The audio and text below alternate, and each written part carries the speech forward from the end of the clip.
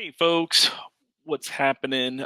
This is Randy Wilson here again, IGT consultant, helping companies convert to the wholesale division of their telecom carrier versus the retail, and helping you to enjoy all the benefits of going wholesale, including saving money on billing, um, updating your billing so that you're not paying for erroneous, outdated errors and things like that in your bill, helping you to increase the level of customer service that you receive from your carrier, where wholesale customers are sort of VIPs in the industry, and also helping you to be prepared for business today and for business tomorrow.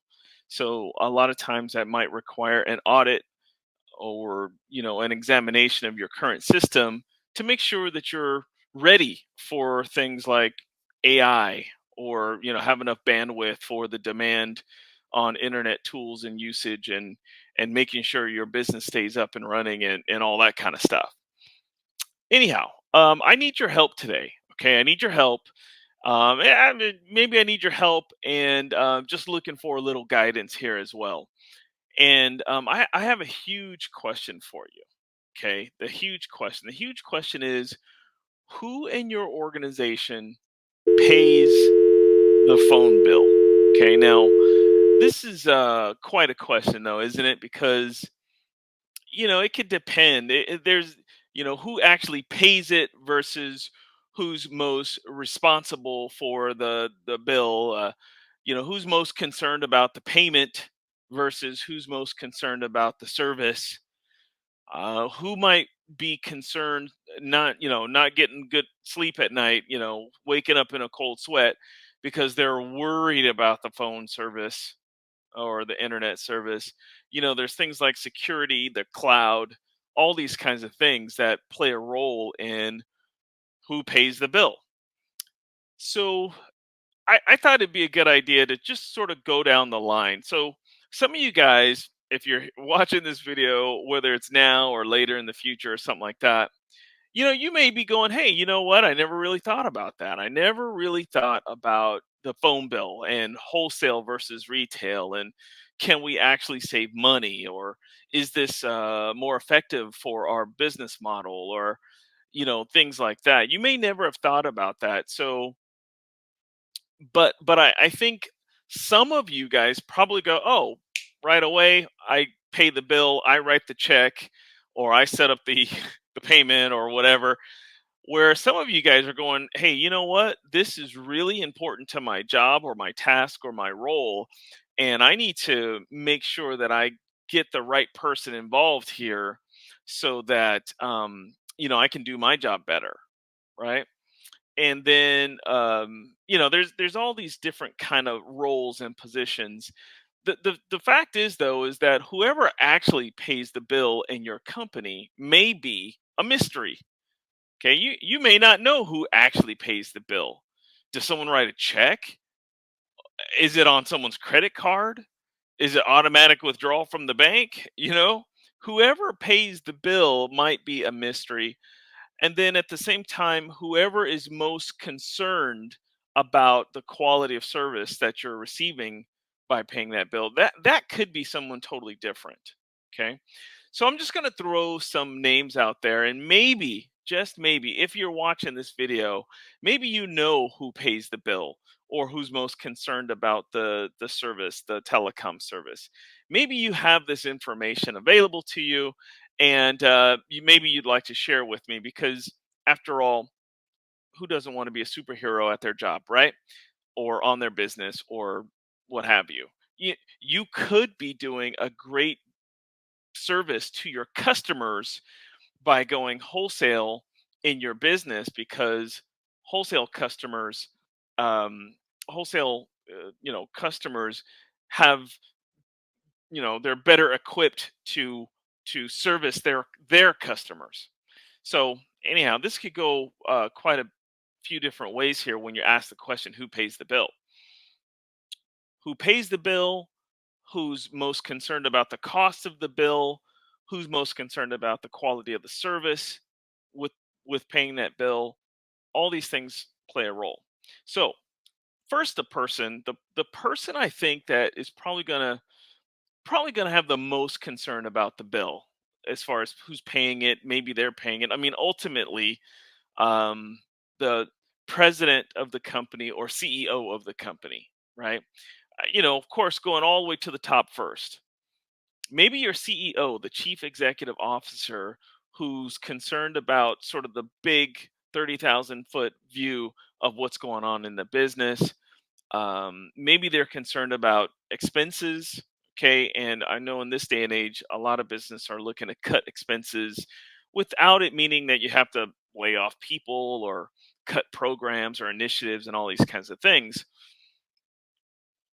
Looking at the phone bill, that might be where the sweet spot is. And you can do a lot by cutting 30 to 50% off your phone bill and going wholesale. Um, the CEO may also have an initiative that they're looking for funding for, and you know cutting the bill over here to provide resources over here, that might be the way to go, right?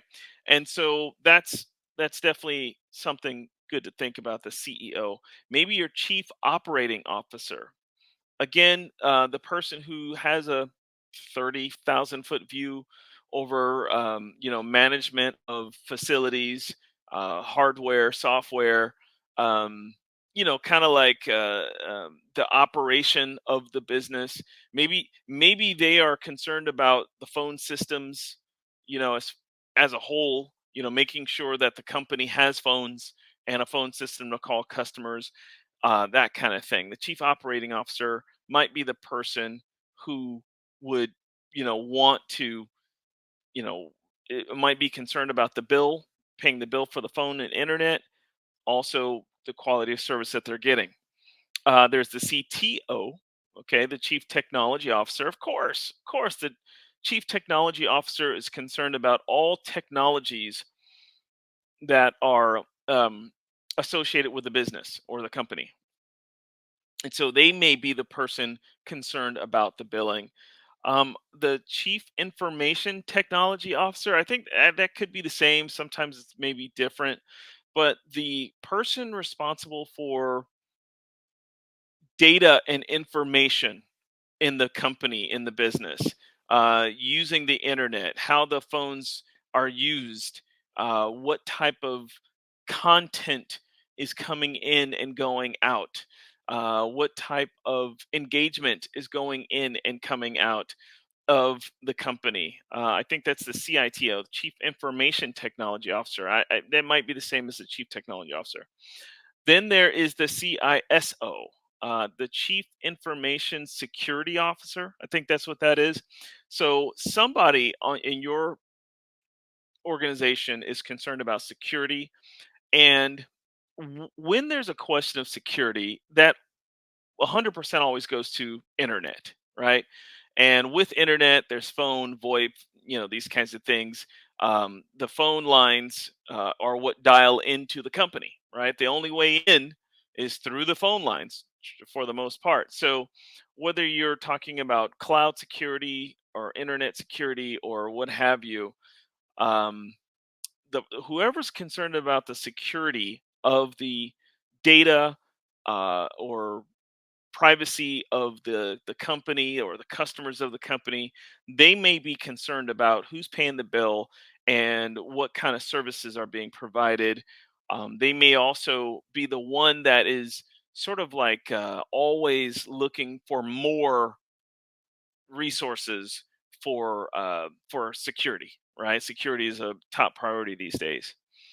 And then, of course, we have the CFO, Chief Financial Officer. Hey, just bottom line, the Chief Financial Officer who's writing checks, maybe, who's concerned about the inflows versus the outflows, they may be concerned about the bill, okay, or at least that bill probably runs across their desk, or they're the ones that set up the automatic payment, or they have the company card or whatever.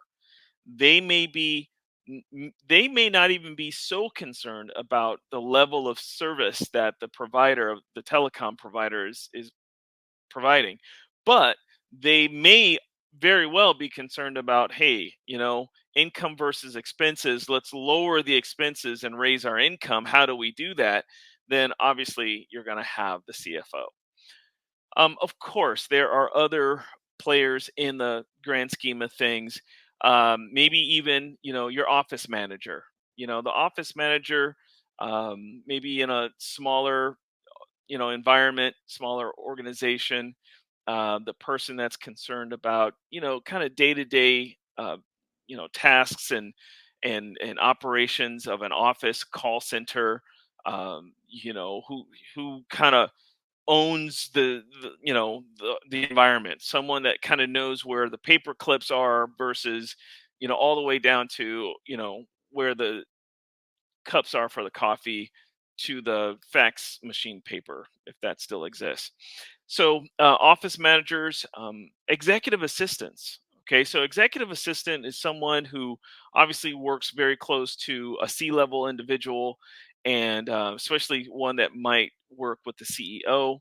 The executive assistant, oftentimes it's a female. She may be the one that knows, what bills are being paid, and may be that person that's helping the CEO or other C-level individual, um, make sure bills are paid, or make sure things are notated, or things are operating smoothly, or a lot of times the executive assistant may take the burden off of the shoulders of the C-level individual, and then they're now aware of all the things that are going on, including billing. Of course, there's engineering professionals, facilities managers, all of these kinds of people, all the way up to the CEO, may be the person who pays the bill, or minimum are concerned about the services security being updated for the future, bandwidth, AI capabilities, the demands that are happening on the internet right now, the advancements that are going on in the telephone industry. So these are all things that concern various people in an organization, and you may know who that is. You may be that person. Certainly, you want to reach out to me and schedule an appointment, book a meeting with me to talk about whatever your unique situation might be as far as your telephone and internet system. And then let me talk with you about wholesale and see if we can put you in a better position and help your business grow, help the bottom line, and really just put you in a better position to do business as a wholesale telecom customer versus retail.